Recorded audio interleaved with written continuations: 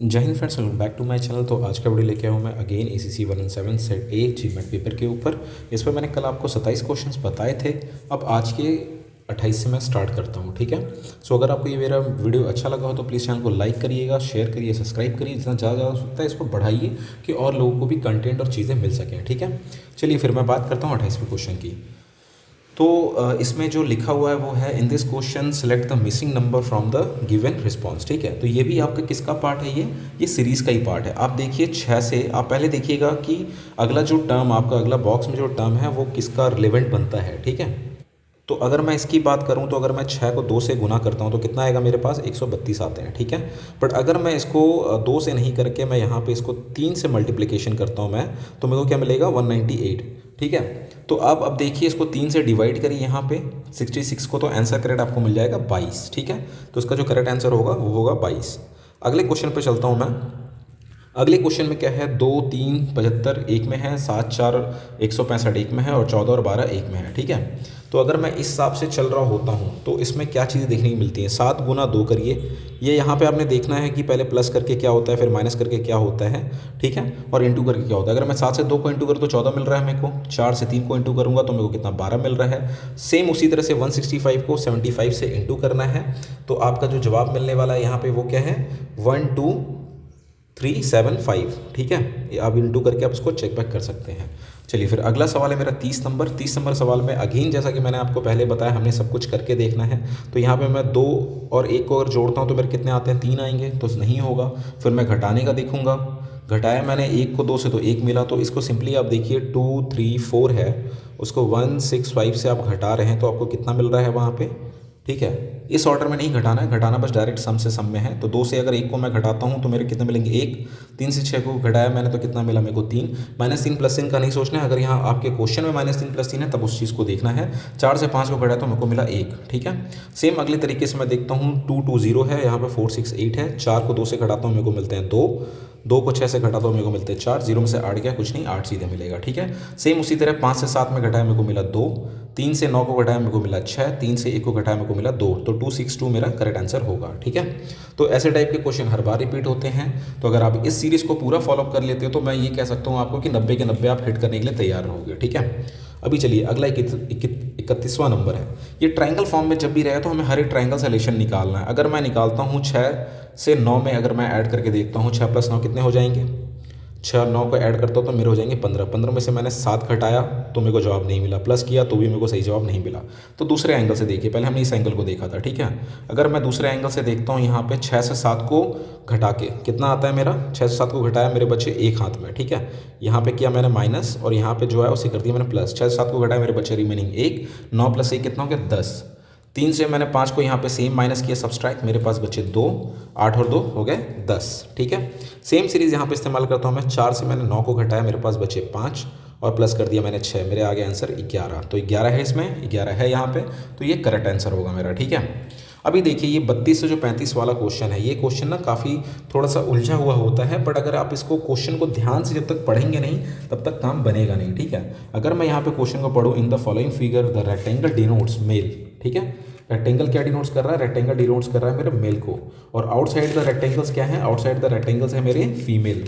तो पहली बात ये आपको कि रेक्टेंगल का आपको पता होना चाहिए कि रेक्टेंगल कौन सा है, ट्राइंगल कौन सा है, ठीक है। और उसके बाद जैसे देखिए मैं ट्राइंगल के ऊपर मैंने क्या कर दिया, मैंने ट्राइंगल पे अपने छोटे से पेन से क्या करना है, अपने आपने ट्राइंगल से एजुकेटेड का ई लिख देना है, ठीक है। सर्कल को अगर मैं जाता हूँ तो सर्कल के ऊपर क्या करता है, अर्बन को डिनोट करता है तो मैं यू लिख दूंगा, ठीक है।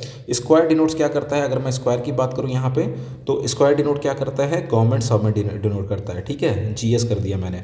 और ये रेक्टेंगल है इसको क्या डिनोट कर रहा है यहाँ पे, rectangle denotes male, outside of the rectangle female, ठीक है।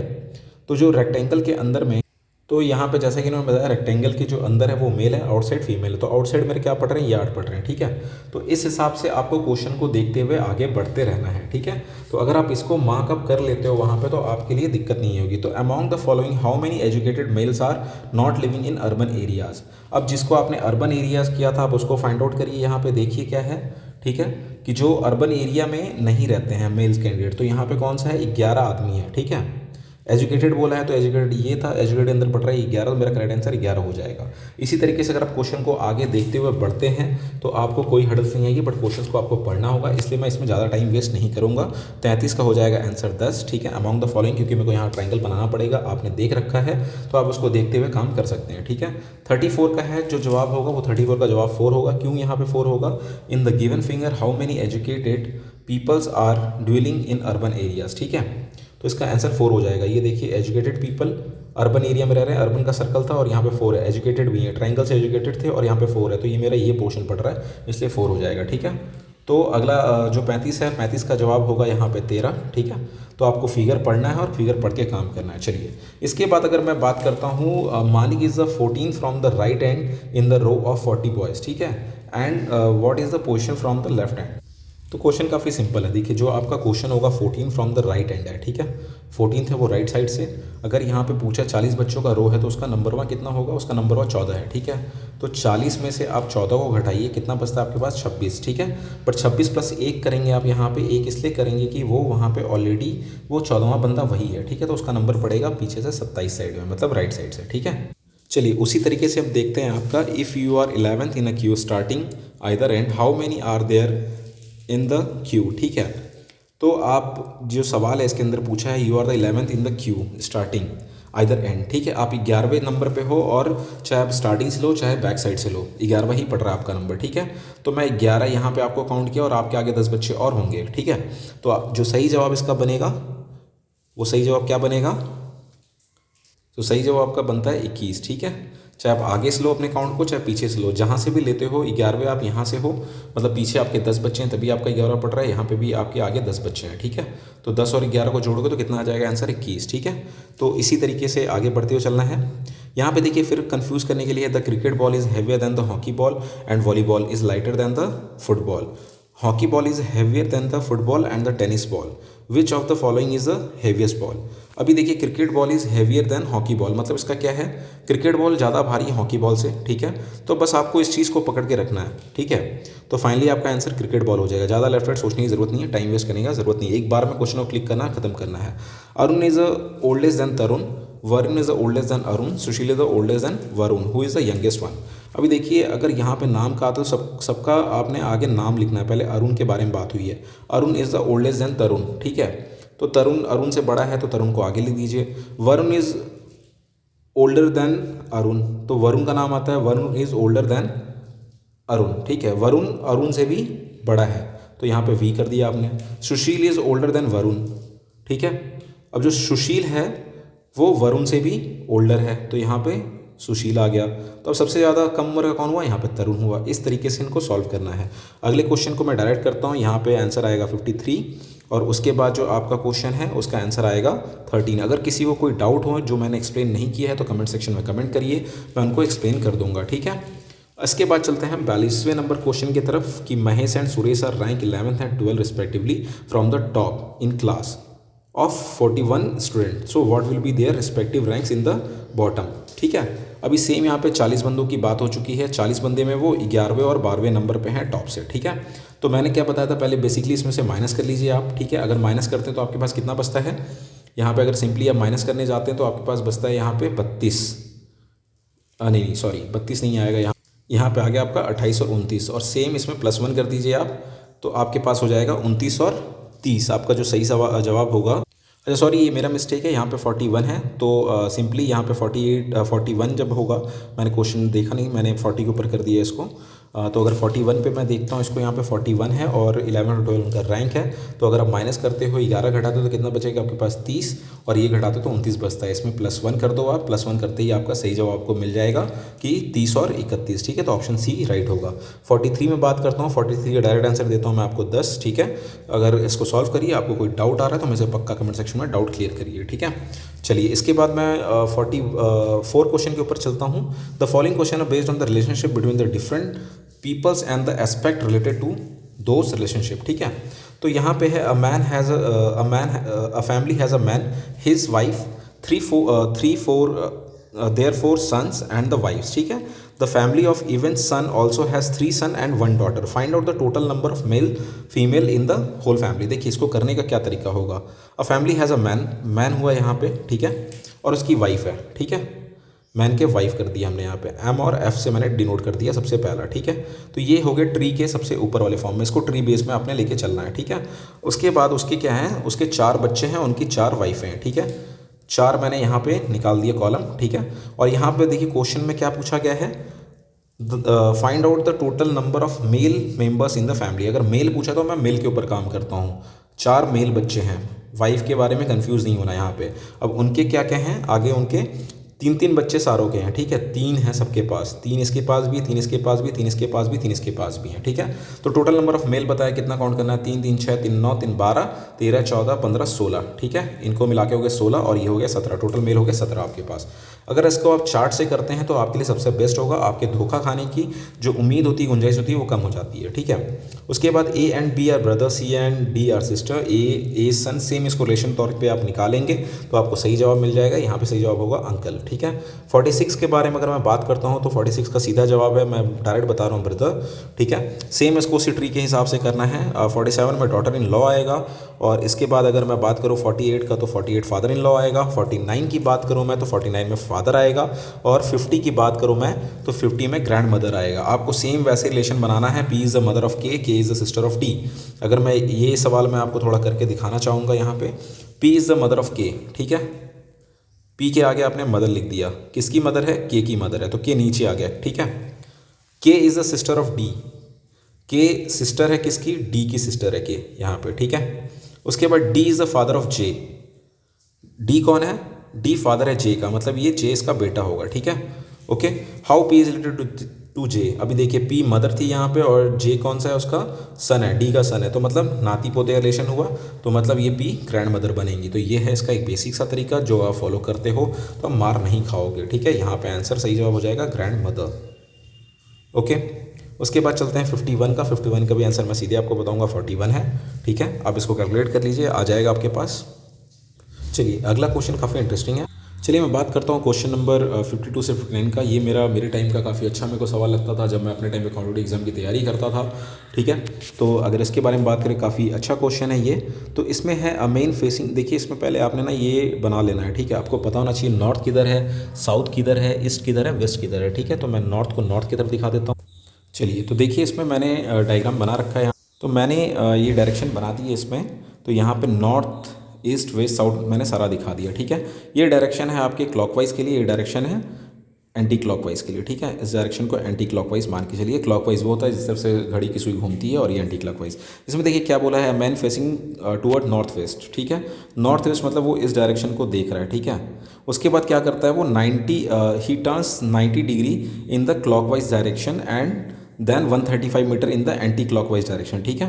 तो पहले वो 90 डिग्री टर्न होता है, मतलब 90 डिग्री अगर मैं इसका 90 मानूँ तो फिर वो इस तरफ टर्न हो गया है। फिर उसके बाद वो 135 डिग्री फिर किस तरफ टर्न होता है, वो एंटी क्लॉकवाइज टर्न होता है, ठीक है। 90 क्लॉकवाइज इधर था, अगर उसने फेस इधर किया था, 90 डिग्री किया उसने, यहाँ पर अगर खड़ा होकर इस तरफ देख रहा है, 90 करते ही वो अब इस तरफ देखने लगा है, ठीक है। और उसके बाद 135 डिग्री वो अपनी जगह पे घूमता है, ठीक है। एंटी क्लॉकवाइज घूम जाता है। एंटी क्लॉकवाइज घूमने मतलब वो इस डायरेक्शन में घूमता है। तो वो कौन से डायरेक्शन को फेस कर रहा है अभी, तो वो फेस कर रहा है वेस्टर्न डायरेक्शन को फेस कर रहा है, अगर वो 135 डिग्री घूमता है तो जो सही जवाब होगा वेस्टर्न डायरेक्शन, मतलब 90 डिग्री। मैं एक बार इसको ये थोड़ा क्लियर करके आपको बताता हूँ, आपने डायरेक्शन समझ लिया होगा। बंदा मान लो यहाँ पे खड़ा है, इस डायरेक्शन में 90 डिग्री में था, ठीक है। अभी वो 90 डिग्री फिर से घूम चुका है। 90 डिग्री का सिंबल आप लोगों को पता होगा, खड़ी। तो 90 डिग्री वो घूमा, जहाँ पे घूमा वहाँ से फिर वो 135 घूमा। तो यहाँ पे जो गैप था वो 35 डिग्री का एंगल उसका पहले बन रहा था। तो अगर इस गैप पे वो घूमता है तो वो वेस्टर्न डायरेक्शन की तरफ देख रहा है अभी, ठीक है। तो ये हो गया कहानी। 90 डिग्री उसने पहले इस तरफ घूमा क्लॉकवाइज, फिर 135 इस तरफ घूम गया, ठीक है। तो 90 जहाँ पे था पहले उसी डायरेक्शन में आया, डायरेक्शन के बाद 35 घूमा था, वो वेस्टर्न डायरेक्शन की तरफ देखने लगा। तो इस तरीके से इस क्वेश्चन को सॉल्व करना है आप लोगों ने, ठीक है। तो चलिए मैं यहाँ पे करेक्ट आंसर आपको बता देता हूँ वेस्टर्न, अगले वाले का बता देता हूँ साउदर्न। ये आप सॉल्व करिए, नहीं होता है तो कमेंट सेक्शन में आइए, कमेंट करिए, मैं पक्का उसके बारे में बताऊँगा। त्रिपुरा रहा उसके बाद का आंसर। 55 के बारे में अगर बात करूँ मैं तो 55 का होगा 90 मीटर नॉर्थ होगा, ठीक है।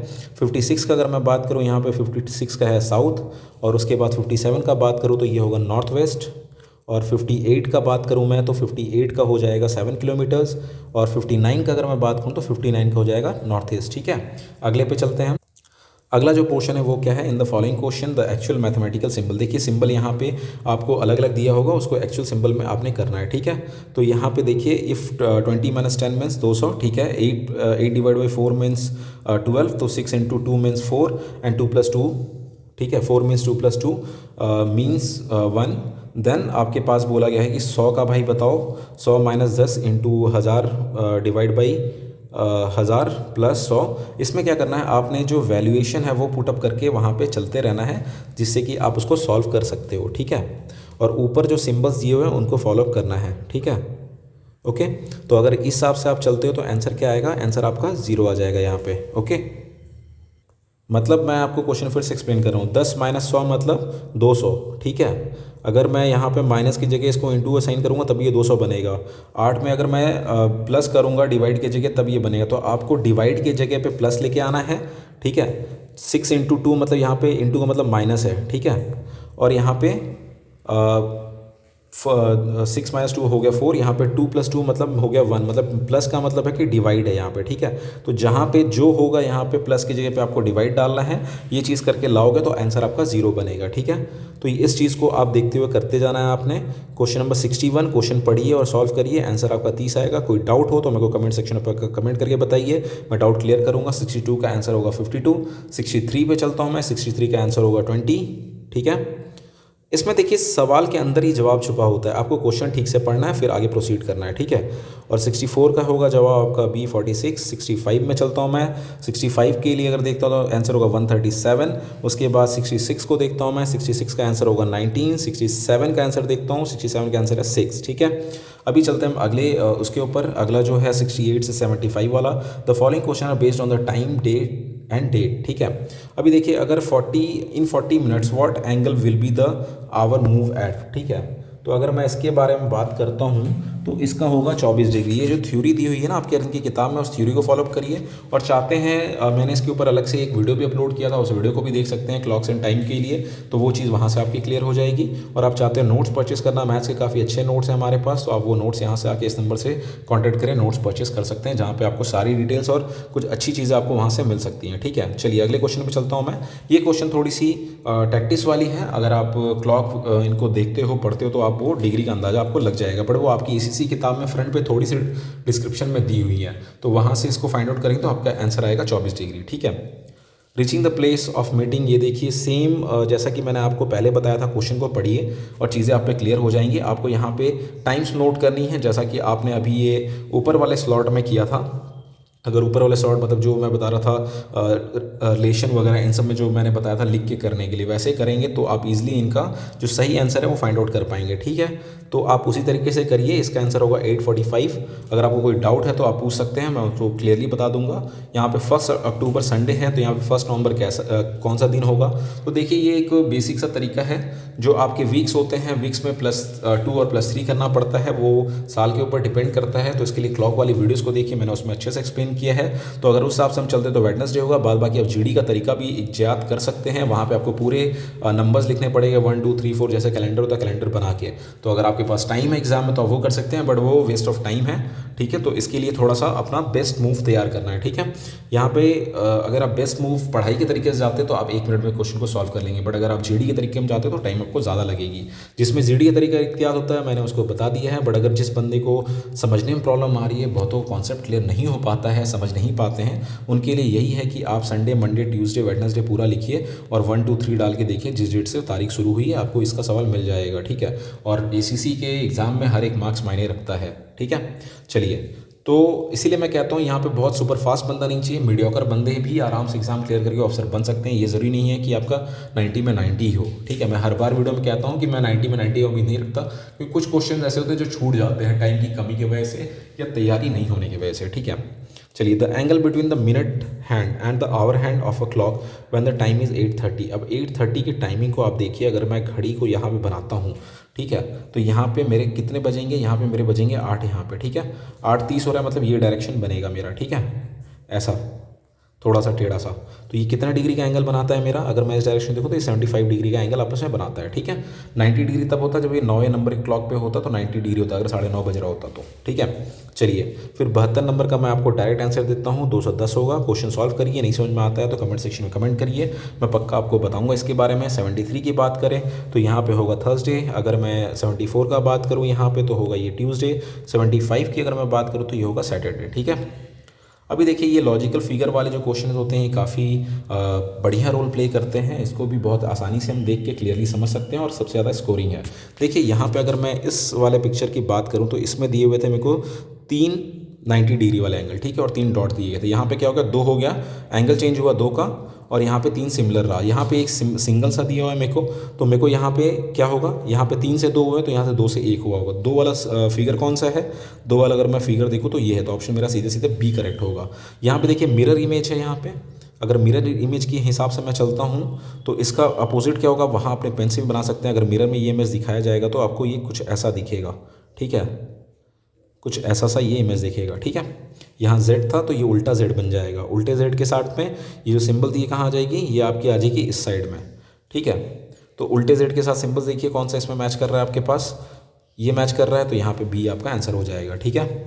ऐसे ही अगर मैं आगे चलूँ सिंबल को देखते हुए, मैं इसमें ज़्यादा टाइम नहीं लूँगा बिकॉज नॉर्मल चीज़ें हैं। एरो था पहले, यहाँ पे सिंगल एरो था, सिंगल एरो राइट टर्न हो चुका है 2 के साथ। यहाँ पे 3 एरो था तो ये भी अगर राइट टर्न होता है तो कहाँ जाएगा, ये आ जाएगा इस पे ए पे, ठीक है। 79 का अगर मैं करेक्ट आंसर आपको सीधे बताऊँ तो ये बी होगा, ठीक है, क्योंकि यहाँ पे 1 डॉट था, 1 डॉट के बाद 2 डॉट हुआ, यहाँ पे ऑलरेडी 3 डॉट है तो 3 के साथ कितना 1 इंक्रीज़ होगा, तो आपका ये हो जाएगा, ठीक है। ट्राइंगल है तो कोई पंगा ही नहीं है यहाँ पे चेंज करने का। 80 का बात करूँ तो 80 का ऑप्शन नंबर बी होगा। यहाँ पे अगर मैं 81 का बात करूँ तो यहाँ पे ऑप्शन नंबर बी होगा। 82 की बात करूँ मैं यहाँ पे तो 82 में ऑप्शन नंबर डी होगा। 83 की बात करूँ मैं तो 83 में ऑप्शन नंबर ए होगा। 84 की बात करूँ मैं यहाँ पे तो 84 का ऑप्शन नंबर डी होगा। 85 का अगर मैं बात करूँ यहाँ पे तो 85 का ऑप्शन नंबर ए होगा, ठीक है। इसमें अगर कोई भी डाउट हो तो आप डाउट क्लियर कर सकते हैं, क्वेश्चन पूछ सकते हैं। तो मैं आगे चलता हूँ 85 से 90 के लिए। 85 से 90 वाले क्वेश्चन में पहले का ऑप्शन नंबर सी होगा। 87 का अगर आप जानना चाहते हैं तो ऑप्शन नंबर सी है। 88 का ऑप्शन नंबर डी है। ये देखिए ये सारे क्वेश्चन आपको आपकी जो OER टेस्ट होगी उसमें भी काफ़ी हेल्प करने वाले हैं, तो पक्का से इनको देख के जाइए, ठीक है। 89 का ऑप्शन नंबर डी है। 90 का है ऑप्शन नंबर डी अगेन, ठीक है। अभी देखिए अभी मेन चीज़ अब सामने निकल के आई है जो कि एक थोड़ा सा वाइटल पार्ट होता है, तो इसके ऊपर मैं थोड़ा टाइम लेके आपको चीज़ें बताना चाहूँगा इसके अंदर, ठीक है।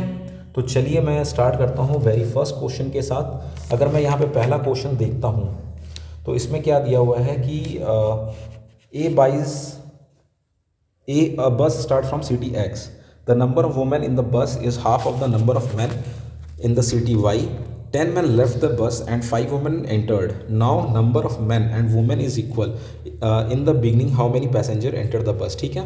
तो अभी देखिए सिंपली क्या बोला है इसमें, अगर मैं मानता हूँ कि वहाँ पे कितने लोग थे, वहाँ पे मैं X मैन को मान लिया, ठीक है। थोड़ा इसको बड़ा करके थोड़ा इस जगह पे करके दिखाता हूँ मैं आपको। वहाँ पे X थे, ठीक है, और नंबर ऑफ़ द वुमन कितना है, हाफ है, तो x/2 हो जाएगा, ठीक है। और जो प्रॉब्लम के हिसाब से है पहले x में से 10 हमने घटा दिए क्योंकि पहले 10 लोग उसमें से जा चुके थे। अभी हमारे पास क्या बचा, x/2 + 5, ठीक है।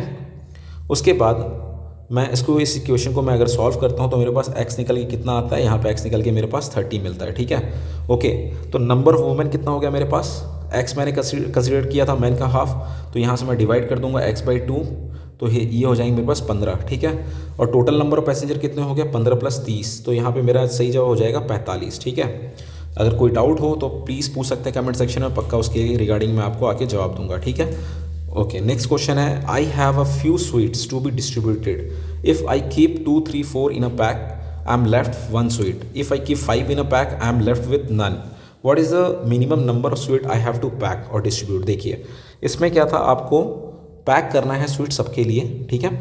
और अगर आप 5 में पैक करते हैं तो आपके पास एक भी स्वीट लेफ्ट नहीं बचता है, तो आप सीधी सी बात है फिर 5 में अगर पैक कर रहे हैं 5 के हिसाब से 5 पैकेट को, ठीक है। 2, 3, 4 में किए तो आपके पास 1 बच रहा था, ठीक है।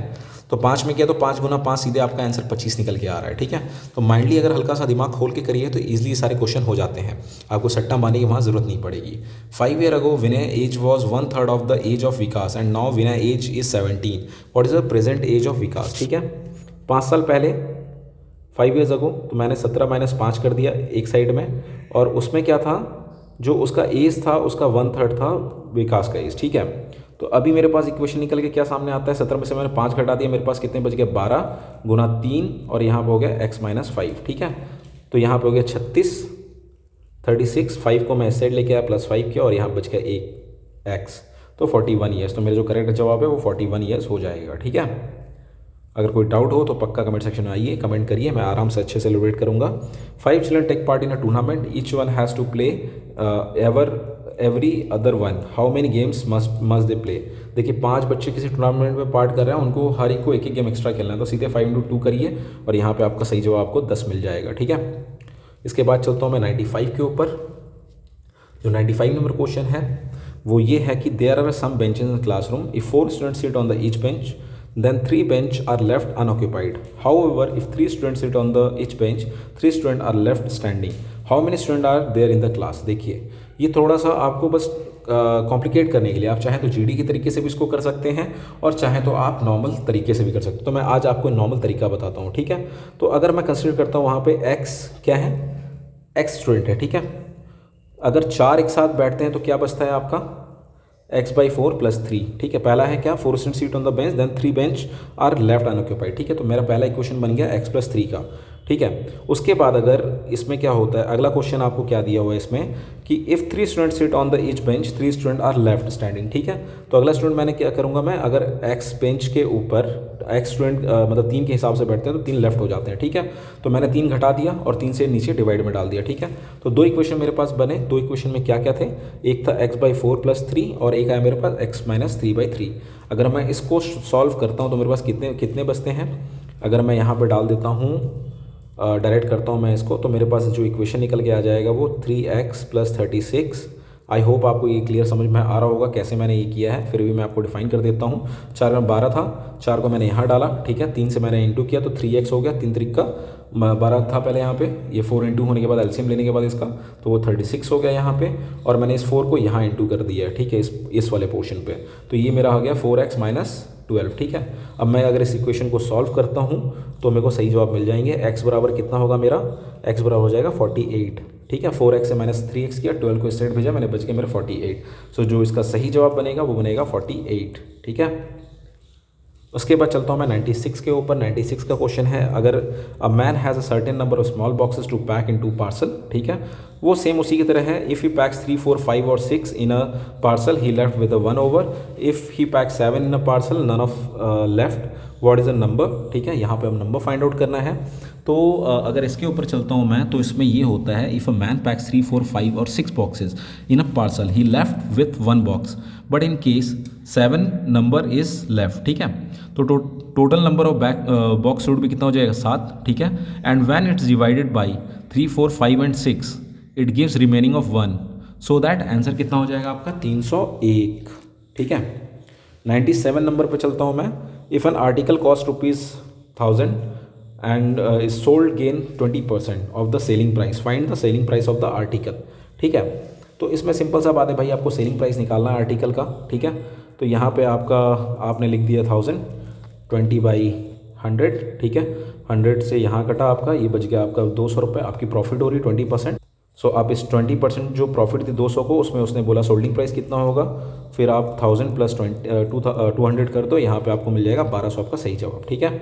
फिर उसके बाद है अगला सवाल जो 98 नंबर में देखिए, train runs at the speed of 36 km/h in 3 minute, it will run कितना, ठीक है। तो यहाँ पे देखिए आपको क्वेश्चन दिया है पर आवर किलोमीटर में, और 3 मिनट में आपसे पूछा है। तो पहली सी बात है कि आप मिनट को भी आवर में कन्वर्ट कर लीजिए। अगर 3 मिनट को कन्वर्ट करते हो तो कौन सा पार्ट बनता है, वो 0.05 बनता है, ठीक है। अब इसको आप सीधे 36 में आप इंटू कर दीजिए, आपको जो जवाब है सही जवाब मिल जाएगा। कितना होगा, तो इसका होगा 180 मीटर्स वो कवर करेगा, ठीक है।